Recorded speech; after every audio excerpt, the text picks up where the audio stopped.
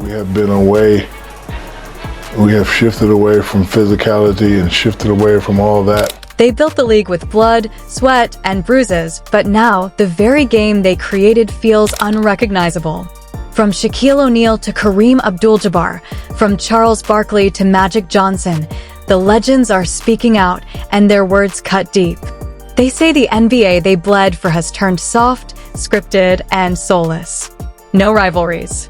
No heart. Just highlight reels and load management.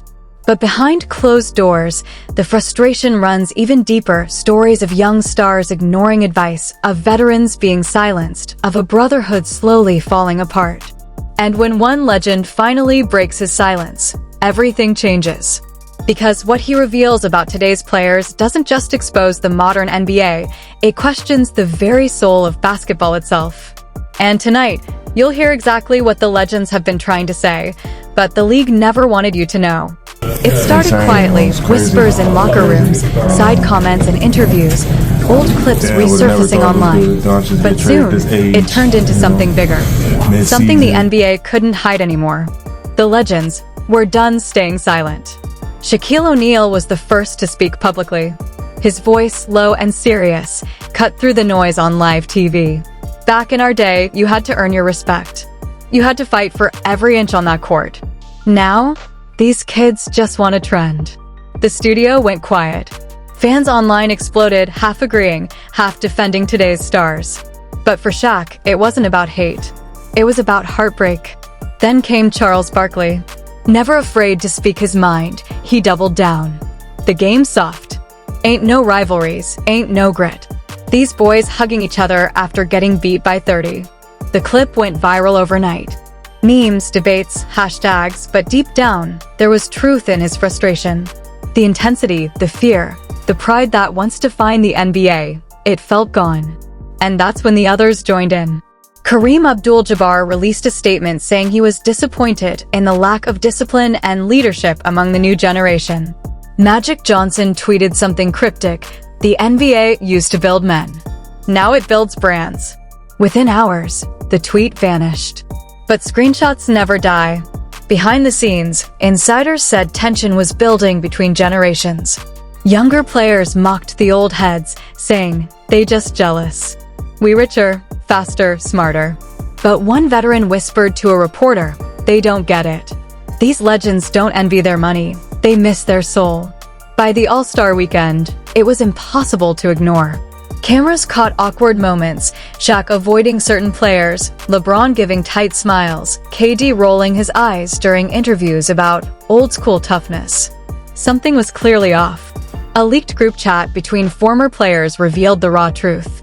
Someone wrote, "They've turned the game into entertainment, not competition."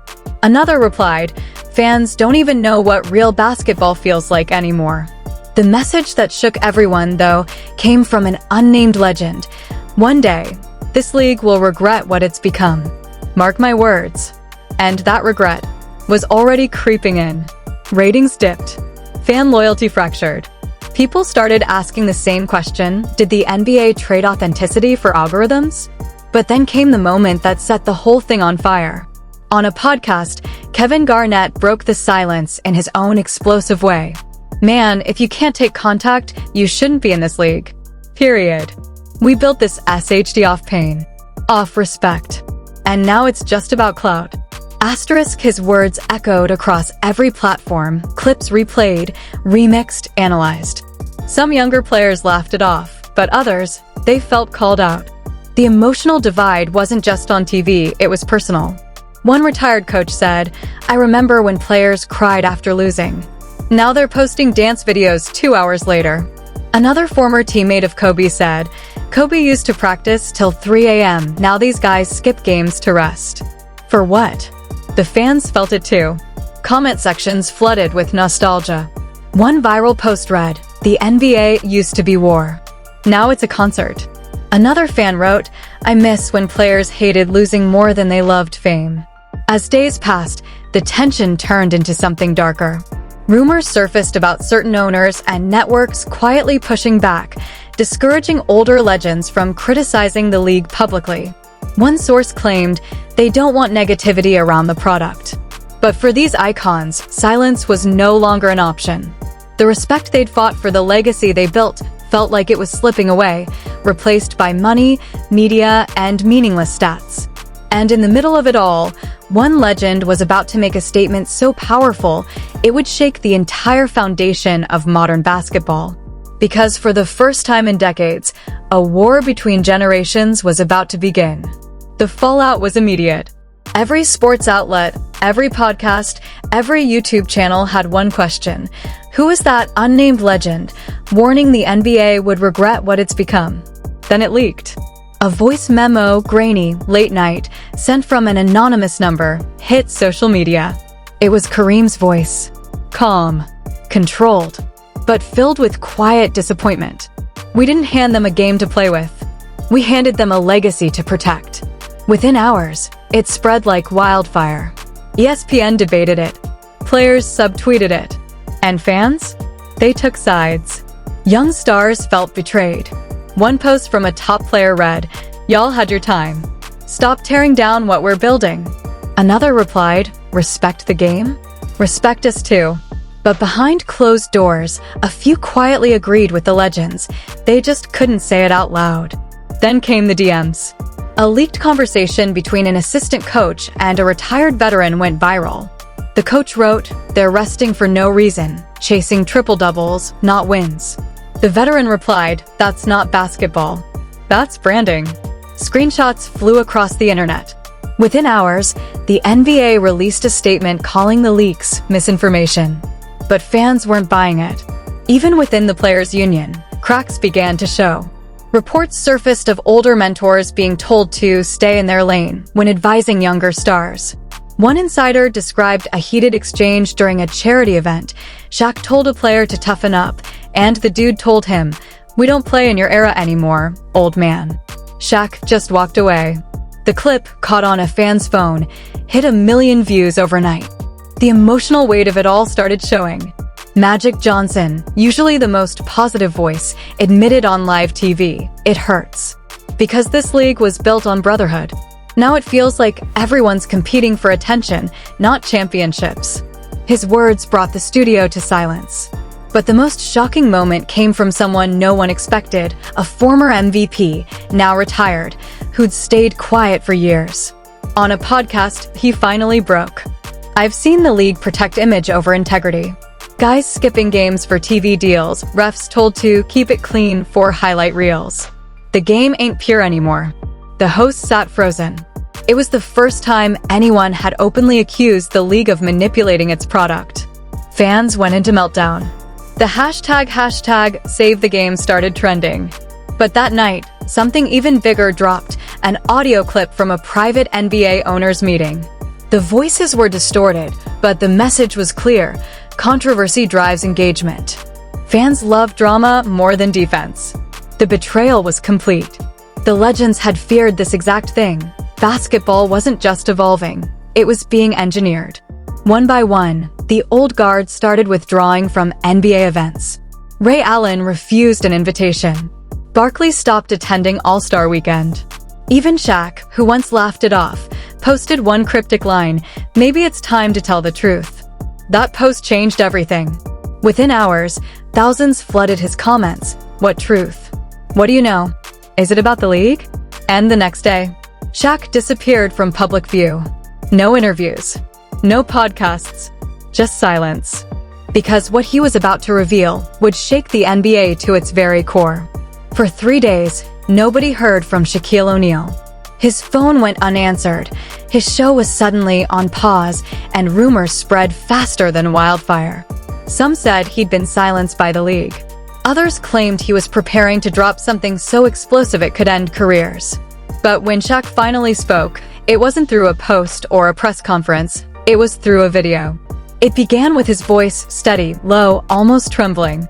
"They told me to let it go, but I can't." He paused. "This league saved my life. But the truth is the game we love ain't real anymore." Then came the revelation. Shaq said there were meetings, secret ones, where league officials and sponsors allegedly discussed which players should be marketed as heroes, which rivalries should be protected, and which controversies would boost engagement. He said some matchups were influenced, not by competition, but by contracts and viewer metrics. The world froze. Players went silent. Analysts stumbled through their live segments, unsure what to say. Within an hour, the video vanished, deleted from every platform, every repost blocked. But clips survived. Fans saved them, spread them, dissected every second. The damage was already done. Inside the league, panic set in. Reports said phones were confiscated, PR teams activated, and networks told to control the narrative. But control was impossible now. Fans began demanding answers. Former players started backing Shaq quietly, sending cryptic messages, "He's not lying. It's been happening. We tried to warn you." The betrayal ran deeper than anyone thought. Magic Johnson reportedly reached out to Shaq directly, only to find his number disconnected. Charles Barkley went on live television and said, "If Shaq said it, believe it. He's got nothing to gain and everything to lose." His voice cracked halfway through, the kind of pain only someone watching their legacy unravel could feel. But the most chilling moment came days later. A short, anonymous clip leaked online, grainy security footage from an empty gym. You could hear a voice off camera, unmistakably Shaq's, saying, "We used to play for pride. Now we play for profit. And when profit wins, the soul of the game dies." That single line echoed across the internet. Millions shared it. The NBA never responded officially. The silence spoke louder than any denial could. Weeks passed. Legends stopped appearing on broadcasts. Sponsors pulled old ads. And fans began to wonder, if the greatest players of all time were walking away, what did that say about the game left behind? The truth was out there now, fractured and forbidden. The NBA's golden glow had dimmed, and the voices that built its empire had finally turned against it. Because maybe, just maybe, the biggest betrayal in basketball history didn't happen on the court. It happened behind closed doors. Shaq's words still echo through every corner of the basketball world. When profit wins, the soul of the game dies. That moment changed everything. The fans, the legends, even the media. No one's looking at the NBA the same way again. But the story isn't over, not even close. Because sources claim that what Shaq exposed was only part one of a much larger cover-up. There are whispers of leaked documents, of secret deals between the league and sponsors, and of one player who's finally ready to confirm everything on record. What happens when the truth finally hits the court? When the fans who built the empire start demanding answers? If you thought this was shocking, wait until you see who steps forward next. If you want to hear the leaked call and the name behind the cover-up, comment for the next video.